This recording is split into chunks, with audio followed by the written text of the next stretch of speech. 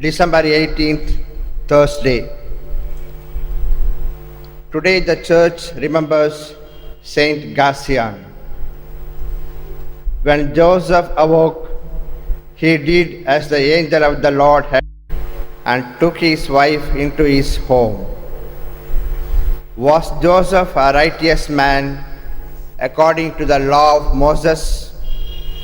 If he were, he would have got Mary stoned to death. His righteousness and justice had its roots in God. The promised Emmanuel, God with us, was with him. Joseph allowed God to enter his dream and his whole being. He simply and silently obeyed God. He took Mary as his wife. How often do we appreciate the strength of this spirit-filled man? Every person in his or her moments of doubt and anxiety should be willing to listen to God. The righteousness of my actions in the awakening stage will depend on my silent and quiet moments with God. Speak, Lord, your servant is listening.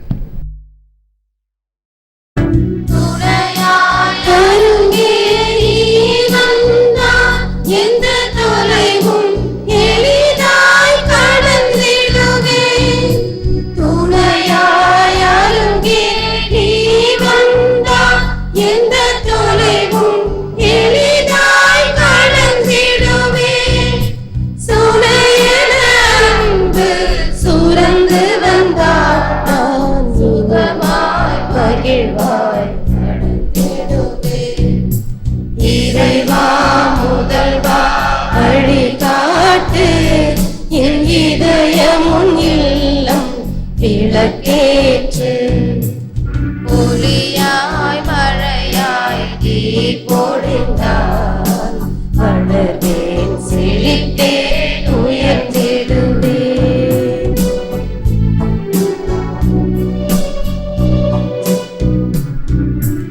ஆற்றலும் அருளும் நீ தந்தால் 1000 பணிகள் ஆற்றிடுவேன்.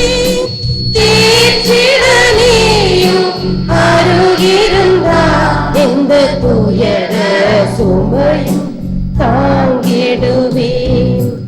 இறைவா முதல்வா வழிகாட்டு என் இதயம் இல்லம் விளக்கேற்று ஒளியாய் மழையாய் நீ பொழிந்தால் வளர்வேன் செழித்தே உயர்ந்திடுவேன். கனிவாய் பரிவாய் நீ அழைத்தால் இனிதாய் புதிதாய் மலர்ந்திடுவேன். இறைவா முதல்வா வழிகாட்டு என் இதயம் இல்லம் விளக்கேற்று.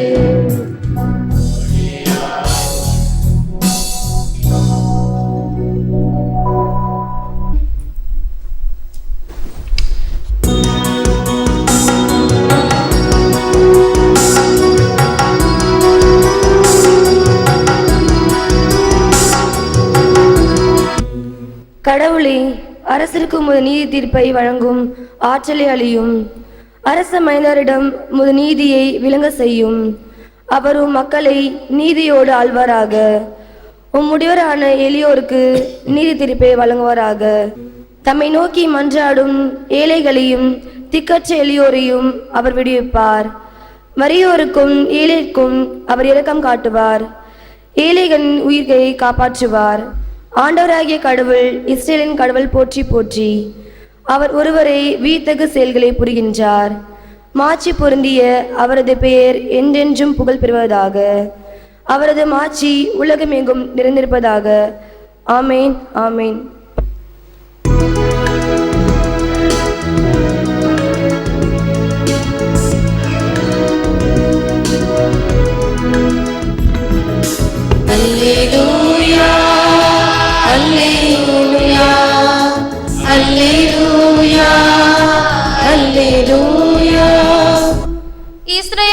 சமூகத்தின் தலைவரே, சீனாய் மலை மீது மோசேக்கு திருச்சட்டம் ஈந்தவரே, திருக்கரம் நீட்டி எங்களை மீட்க வந்தருளும்.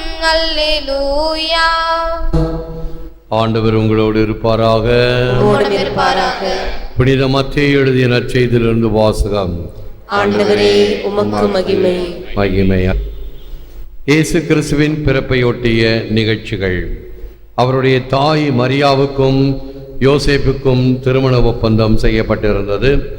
அவர்கள் கூடி வாழும் முன் மரியா கருவுற்றிருந்தது தெரிய வந்தது. மரியா தூய ஆவியால் கருவுற்றிருந்தார். மரியாவின் கணவர் யோசேப்பு நேர்மையாளர். அவர் மரியாவை இகழ்ச்சிக்கு உள்ளாக்க விரும்பாமல் மறைவாக விலக்கிவிட திட்டமிட்டார். அவர் இவ்வாறு சிந்தித்துக் கொண்டிருந்த போது ஆண்டவரின் தூதர் அவருக்கு கனவில் தோன்றி, யோசேப்பே, தாவீதின் மகனே, உம் மனைவி மரியாவை ஏற்றுக்கொள்ள அஞ்ச வேண்டாம். ஏனெனில் அவர் கருவுற்றிருப்பது தூய ஆவியால் தான். மரியா ஒரு மகனை பெற்றெடுப்பார். அவருக்கு இயேசு என பெயரிடுவீர். ஏனெனில் அவர் தம் மக்களை அவர்களுடைய பாவங்களிலிருந்து மீட்பார் என்றார். இதோ கன்னி கருவுற்று ஒரு ஆண்மகனை பெற்றெடுப்பார். அக்குழந்தைக்கு இம்மானுவேல் என பெயரிடுவர் என்று இறைவாக்கினர் வாயிலாக ஆண்டவர் உரைத்தது நிறைவேறவே இவை யாவும் நிகழ்ந்தன. இம்மானுவேல் என்றால் கடவுள் நம்முடன் இருக்கிறார் என்பது பொருள்.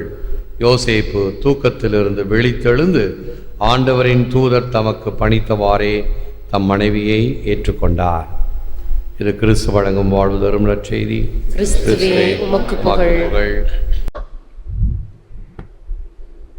She was conceived by the power of the Holy Spirit. அவர் தூய ஆவியால் கருவுற்றிருந்தார். செய்தி கிறிஸ்துவே மக்கள். அன்பான சகோதர சகோதரிகளே, அன்பான பிள்ளைகளே, அன்பான தொலைக்காட்சி விசுவாசிகளே, power over life pertains to the Holy Spirit. For being God, He preserves creation in the Father through the Son. வாழ்வின் ஆற்றல் தூய ஆவிக்குரியது. கடவுள் படைப்பை மகன் வழியாக தந்தை காக்கிறார். கடவுள் படைப்பை மகன் வழியாக தந்தை காக்கிறார். வாழ்வின் சித்தாந்தம் என்பது இதனுள் அடங்கி இருக்கின்ற தத்துவம். ஆகவேதான் பரிசுத்த ஆவியினுடைய ஜெபத்தை ஜெபிக்கும் பொழுது, பரிசுத்த ஆவியே எழுந்தருள்வீர், இந்த உலகத்தின் முகத்தை புதுப்பிப்பீர். Creates a new world, creates a new beginning.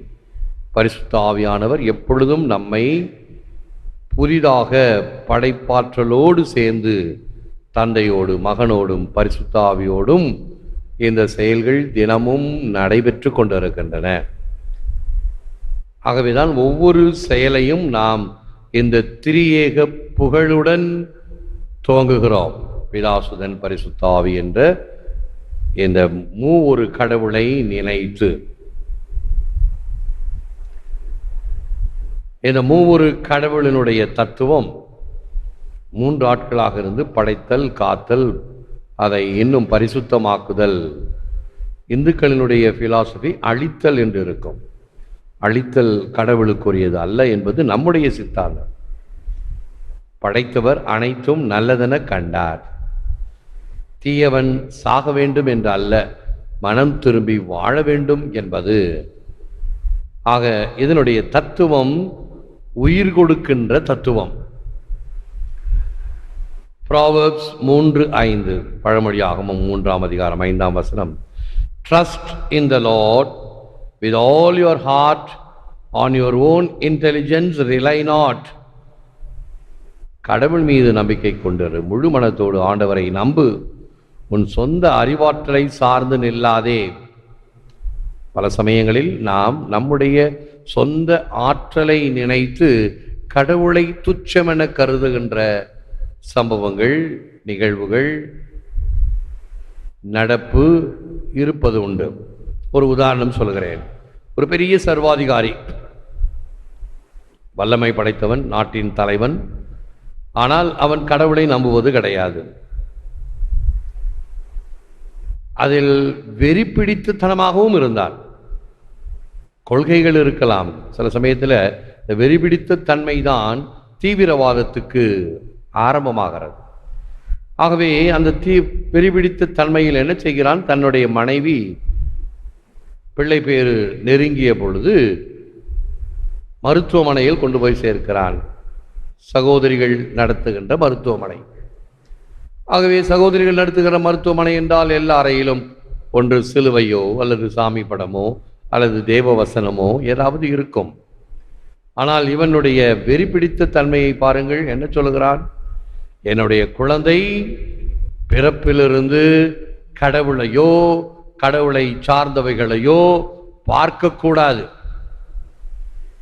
அப்படி நான் வளர்க்கப் போகிறேன். தன்னுடைய மனைவி இருந்த அந்த மருத்துவ அறையிலே இருக்கக்கூடிய படங்கள், சிலுவை சின்னம், இவைகளை எல்லாம் அகற்றச் செய்கிறான். அதிகாரம் இருப்பதினால் அகற்றப்படுகிறது. குழந்தை பிறந்தது, குருடாய் பிறந்தது. இப்ப இந்த குழந்தை எதை பார்க்கும்? உலகத்தையே பார்க்க முடியாது. முழு மனத்தோடு ஆண்டவரை நம்பு. உன் சொந்த அறிவாற்றலை சார்ந்து நில்லாதே. To Mary, God proposed, never imposed anything. The vocation of being the mother of God. இன்று டிசம்பர் மாதம் 18ஆம் தேதி எதிர்பார்த்திருக்கும் தேவதாய் என்ற ஒரு திருநாள். சென்ட் தாமஸ் மவுண்ட், சென்னையில் இருக்கக்கூடிய அந்த மலை மீது இருக்கக்கூடிய அந்த ஆலயம் இப்படிப்பட்ட தாய்க்கு திருவிழா எடுக்கிறது என்று. எதிர்நோக்கி இருக்கும் தாய். கிறிஸ்மஸ் விழா கொண்டாட இருக்கிறோம். அந்த குழந்தையை எதிர்பார்த்திருக்கும் தாய், த மேரி ஆஃப் எக்ஸ்பெக்டேஷன் என்று அந்த ஆலயத்துக்கு பெயர். இந்த தேவதாயிடம் கடவுள் நிர்பந்திக்கவில்லை, நீ இருந்துதான் ஆக வேண்டும் என்றும் கட்டாயப்படுத்தவில்லை. மரியா, ஏற்றுக்கொள்கிறாயா என்று அவருடைய விருப்பத்தை கபிரியேல் தூதர் வழியாக கேட்டறிந்தவர் இறை தந்தை. தேவதாயினுடைய முழு சம்மதத்துடன், முழு விருப்பத்துடன் இதை ஏற்றுக்கொள்ள வைக்கிறார். கடவுளுடைய பாணியானது தனிப்பாணி. To marry God never God proposed, never imposed anything. இப்படி இருக்க வேண்டும் என்று அல்ல. இதுதான் தேவதாயினுடைய அழைப்பு. இது அனன்சியேஷன் என்று சொல்லுகின்ற மங்கள வார்த்தை. அருள் நிறைந்த மரியே வாழ்க என்கின்ற வாழ்த்தை கூறி கபிரியேல் தூதர் தேவதாயினுடைய விருப்பத்தை கேட்கிறார். இன்னும் சொல்ல போனால் மடிப்பிச்சை கேட்கிறார். இந்த மனுக்குலத்தை மீட்க மீட்பர் பிறக்க வேண்டும், அதற்கு தாயாக நீ சம்மதிக்கிறாயா? கடவுளின் தாயாகும் அழைப்பை இறைவன் மரியாளிடம் முன்வைத்தார். எதையும் கட்டாயப்படுத்தவில்லை. எனவே தேவதாய், இதோ ஆண்டவருடைய அடிமை, உமது வார்த்தையின்படி எனக்கு ஆகட்டும் என்று சொல்லி தன்னுடைய விருப்பத்தை, கீழ்ப்படிதலை வெளியிடுகிறார். He who had the power to create everything from nothing had refused to rebuild what had been desecrated if Mary had not agreed to it. Saint Anselm. மரியாள் சம்மதிக்காதிருந்தால் ஒன்றுமில்லாமையிலிருந்து எல்லாவற்றையும் படைக்கும் ஆற்றல் மிக்கவர் நிர்மூலமாக்கப்பட்டதை மீண்டும் கட்டி எழுப்ப மறுத்திருப்பார். ஆழமான உண்மை. தேவதாய் சம்மதிக்காவிடில் இந்த மீட்பு நடைபெற்றிருக்க முடியாது என்பது நிதர்சனமான உண்மை. முறை செய்து காப்பாற்றும் மன்னவன் மக்கட்கு இறை என்று வைக்கப்படும் திருக்குறள். ஒரு மன்னன் என்றால் அவன் மக்களுக்கு முறையாக வழியாக எதை செய்ய வேண்டும் என்று மக்களை காப்பாற்றும் பணியில் இருப்பவன்தான் உண்மையான மனிதன், உண்மையான மன்னன், அரசன். அதைவிட கடவுள் தன்னுடைய மக்களை காப்பதற்காக இப்படி முறை வழி செய்கிறார், தேவதாய் வழியாக. ஹெலன் கெல்லர் கண் தெரியாத ஒரு பெரிய அறிஞர். Security is a superstition. It does not exist in nature. Life is either a daring adventure or nothing. நாம் எது பாதுகாப்பு என்று கருதுகிறோமோ அது ஒரு மூட நம்பிக்கை. செப்டம்பர் 11 நமக்கு ஞாபகப்படுத்துகின்ற ஒரு பயங்கரம். எங்கள் நாடு பாதுகாப்பு மிக்கது என்று நம்பிக்கொண்டிருந்த அமெரிக்க மக்களுக்கு கிடைத்த ஒரு மாபெரும் அதிர்ச்சி. அந்த இரட்டை கோபுரங்களும் நிர்மூலமாக்கப்பட்டது தீவிரவாதத்தால். பாதுகாப்பு எங்கே போனது? இயற்கையில் இருக்கிறதா பாதுகாப்பு? இல்லை. இயற்கையும் பேரழிவை கொடுக்கும், சுனாமி. ஆகவே வாழ்வு என்பது ஒரு துணிந்த சவால். இல்லை என்றால் அது வாழ்வு இல்லை. ஆகவேதான் 2 மிகப்பெரிய வல்லரசுகள் இருந்தன. ஒன்று அமெரிக்கா, இன்னொன்று ரஷ்யா. அமெரிக்கா இவ்வளவு வல்லரசு நாடாக இருந்தும் கடவுள் மீதும் நம்பிக்கை கொண்டிருந்தது. அதனுடைய டாலர் பில், ரூபாய் நோட்டிலே ஒவ்வொரு நோட்டிலும் இன் காட் வி ட்ரஸ்ட் என்ற வார்த்தைகள் இருக்கும். கடவுள் மீது நாங்கள் நம்பிக்கை கொண்டிருக்கிறோம், இந்த பணத்தின் மீது அல்ல. ஆகவே காக்கப்பட்டார்கள். அழிவு வந்தாலும் அதை மேற்கொண்டார்கள். ரஷ்யா என்னானது?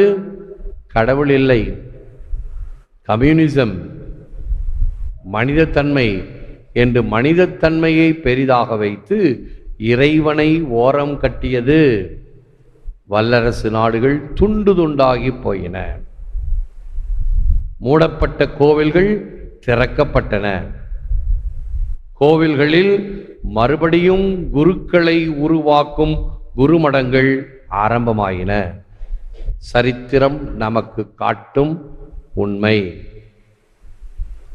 கிறிஸ்துவின் வருகைக்காக மிக அண்மையில் இருக்கின்ற நாம் கிறிஸ்து நம் உள்ளங்களில் வர வேண்டும், இல்லங்களில் வர வேண்டும், சமூகத்தில் வர வேண்டும், நாட்டில் வர வேண்டும். அவருடைய வருகை இப்படிப்பட்ட தீவிரவாதங்கள், மூட நம்பிக்கைகள், மக்களை அழிக்கக்கூடிய தீய சக்திகள் அனைத்தையும் அவர் அழிக்க வேண்டும், ஒழிக்க வேண்டும், அப்புறப்படுத்த வேண்டும் என்று செபிப்போம், விழுந்தால் இருப்போம். Thank you, Lord, for giving us Saint Joseph as our model. May he help us this Christmas to recognize Christ in whatever guise he takes for his advent. பாதுகாப்பு என்பது ஒரு மூடநம்பிக்கை. இயற்கையில் அது இல்லை. வாழ்வு தீர வீர செயல்கள் நிறைந்தது அல்லது வெறுமையானது. புனித சூசையப்பரை எடுத்துக்காட்டாக கொடுத்தமைக்கு நன்றி தேவனே. கிறிஸ்துவின் வருகை எவ்வடிவில் இருப்பினும் கண்டுகொள்ள எங்களுக்கு உதவி புரிவீராக. உம்முடைய வருகை, இந்த உலகில் உம்முடைய பிரசன்னம் எங்களுக்கு சுபிட்சத்தை தருவதாக. ஏற்று வரமருளும் இறைவா, காக்கும் கரங்களினால் தெய்வீக பலியில் உறவாடும் தெய்வமே, தெய்வீக பலியில் உறவாடும் தெய்வமே, உன்னோடு பலியாக நானும் இணைந்தே காணிக்கையேற்றிடுவார், காணிக்கையேற்றிடுவார். தெய்வீக பலியில் உறவாடும் தெய்வமே. நன்றி எழுந்து நிற்போம், ஆசீர் பெறுவோம்.